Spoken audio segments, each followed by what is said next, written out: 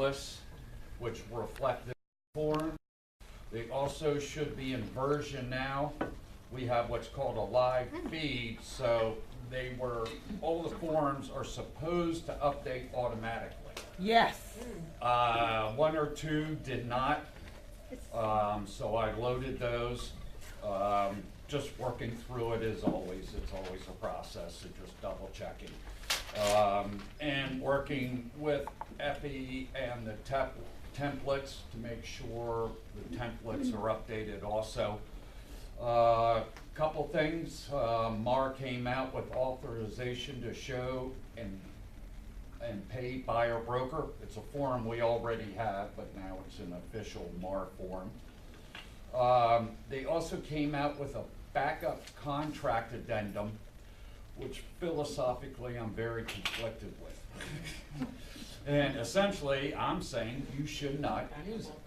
Because the problem is, as you know, when you get a backup contract, the seller cannot sign it because they already have a contract in place. Two, we have to present all offers. But the way this addendum is written, the buyer and seller agree in writing to the backup contract, and it does not give the seller the right to rescind this agreement. So if you have a backup, and then 3 days later, I get another backup contract that's $5,000 more, I don't see how this form allows you to rescind the backup. So it's always been my belief that you can, one, of course, we have to present all offers up to settlement. But two, you can take a backup contract, but the seller does not sign it. You can negotiate it, do whatever you want, have the deposit, but the seller never, ever signs a backup contract because you do not want to have two signed contracts. So I'm saying that, frankly, I don't think you should use this. And I held up on the new checklist for documents because I'm going to delete it because I just don't think legally it's proper. So that's my view of the world. Will you be speaking to Colette or someone in the office to get collaboration or further clarification? Sure, I definitely am going to follow up with them. Absolutely. And Monty, where do those checklists live, those updated checklists? I gotta talk to Effie because things got moved around. I'm not kind of sure. I'm going to email them directly to you. Okay, I didn't set up the system here as far as version now and dot loop, and it's kind of a little enigma to me a little bit. So we're going to get that straightened out, but I think I'm probably going to just rebuild the templates from scratch in documents. And the key is, remember that I rebuilt loops. So the loops should be live feed and automatically update.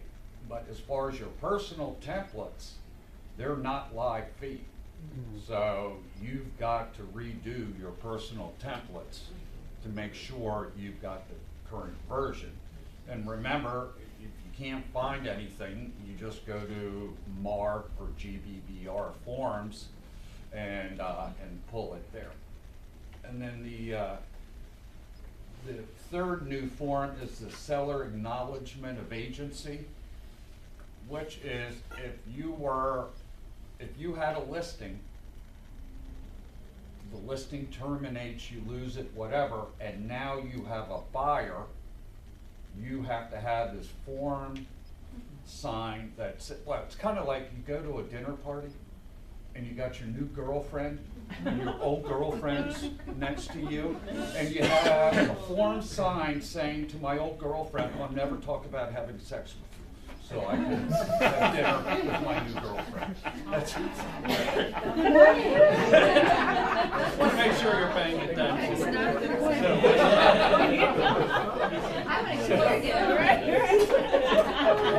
This form says that you cannot break any contract confidential information with your prior girlfriend. Is it okay to explain it like that on a listing appointment? I think so. You'll get their attention. They won't fall asleep. So I'm trying not to put you to sleep. You know. As far as big changes in the exclusive right to sell, there is now a paragraph where the seller can agree to allow you to talk about other listings at the open house, which I think is crazy. It used to drive me nuts when I went to an open house and the listing agent had 10 listings sitting there. If I'm the seller, how do I feel this agent is dedicated to selling my house? I think when you do, That's only good for the agent. it's like having your old girlfriend around, you know what I mean? It's, you know, I think when you're doing an open house, your sole focus should be selling that house. And as always, somebody wants to know about other inventory. As soon as I'm done here, happy to talk to you. Never mind, I'm just gonna open a can of worms when I say what I'm gonna say. Okay. I like worms. Property inspection notice and property inspection, this is a major change that now they're allowing the buyer and seller to negotiate a credit as opposed to repairs. I don't know about you, but I've always found that a buyer always inflates repairs 50%. So if they think it's $500, it's $1,000. So, As my buyer should. pardon? As my buyer should. That's what we, Seller, but not we so work for the much. buyer. So, you know, Work for the seller, we think they before inflate it. only the seller could open that discussion. Now, it's an open discussion, but once again, remember that with financing, you can't do repair credits. You have to roll it into seller contributions. So if you're already maxed out, it's kind of a moot point. So, You just answered. You just Okay. said it.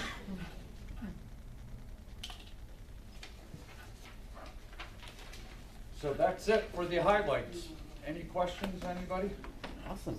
In dot loop, when forms are updated, can we try to figure out or be sure that the old forms are then out of there altogether? Well, what happens is because I set up a live feed, and actually I jumped up and down and screamed for 6 months with Dotloop, and then they're the one, I got them to sign the licenses with the local boards. Because 1 year they updated virtually every form, and I said, I am not manually uploading 300 forms. You guys are crazy, because, what was the old one? The guy in his basement, Marvin, right? NDAI form? Yeah. MBAI, yeah. Right, MBII. And I said to them, you know, I got a guy for half the price, little old guy down in his basement with a couple Dells who can do it, and you can't do it? I mean, please, guys. So Okay, I so- shamed them into doing it. So what happens is, you should not have an old form. The form automatically gets replaced by the Not all updated replaced. form, which should be 1017. Who's doing that though? Dot loop or someone in our Dot- office? Well, they set up they sign licenses with the local boards, so it's a live feed. So anything that gets updated automatically updates in the To system. version now, but not to the templates, correct? That's what you said. Well, the templates I set up where I don't know where they are. Well, I gotta talk to Epi, but yes, the templates that I set up as well as version now should automatically update. As we speak. So I've noticed though that a lot of the inspection addendum, so the property inspection addendum is still saying March of 2017, not September of 2017. And also I noticed on all of like the water quality, well, septic, Right. That's And- they all have the old, so those forms weren't actually changed except for the Maryland I know, and realtors. I don't So know- those are all still the old ones. And I gotta talk to my rep and find out why. I mean, Okay. when I looked at it the other day, you know, most of, you know, the contract listing, all that stuff updated, and a couple forms didn't. And and I don't know why, so I'll dig through that. Monty, I missed your discussion on the property management, if someone is a realtor and a property manager, what was your, cause I need to know so I can know if I need to release the Right, client. I can tell you right now that, the Maryland Real Estate Commission does not want licensed agents being property managers, period. And we've had several agents get their hands slapped because they had to evict a no-pay tenant on behalf of the landlord, and Real Estate Commission came back and said, you ran afoul of 2 of the code of ethics. Because the problem is, remember, anytime we're involved in anything, we are held to the code of ethics. So we can't be your average knucklehead seller and buyer. We have to be the code of ethics realtor, and it basically runs afoul of property management. And Real Estate Commission came out a couple months ago and made it very clear that they are cracking down on property management by agents. And essentially, you can't do both.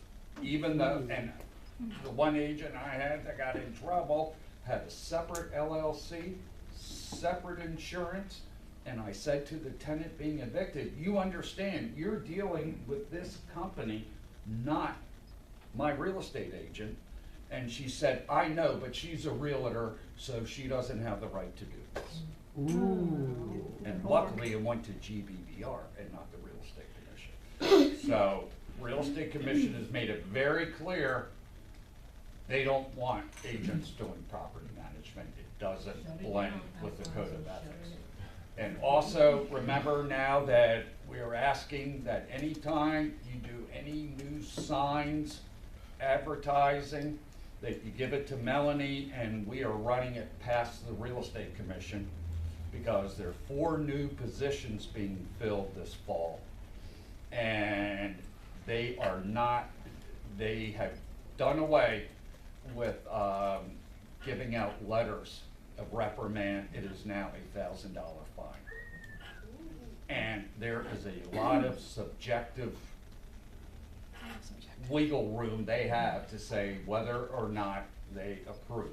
But very simply, if the broker information isn't as complete as the agent information and is not the same font size, you are now playing with a subjective decision on the Real Estate Commission. What is So the that's- turnaround for approval? It's a couple days. More or less, more. But the point is, and so what I'm saying to agents that are not new agents, with your existing stuff, when you go to order more, we want to get it approved as if this is my new sign, so that we have it in writing, it has been approved. So down the road, with the new chain of command coming in, we're not gonna get into this subjective, well, that one said it was okay, but now this one says it's not. And of course, and what'll happen is, we'll build up a number of templates that have already been approved, so we'll know what's good to go. Okey-dokey. So can we keep using our old cards until they're gone? Like our old, Well, theoretically, you're already in compliance. That's the hope. Yeah. You should, I mean, the business cards are pretty stuck. It's more the yard signs and specialty advertising that people get tripped up. But just to be on the safe side, anytime you re-up any cards or signs, we want to get it approved in writing so there's no issues down the road, and that's to protect you guys. So we don't run afoul. Thank you, Monty.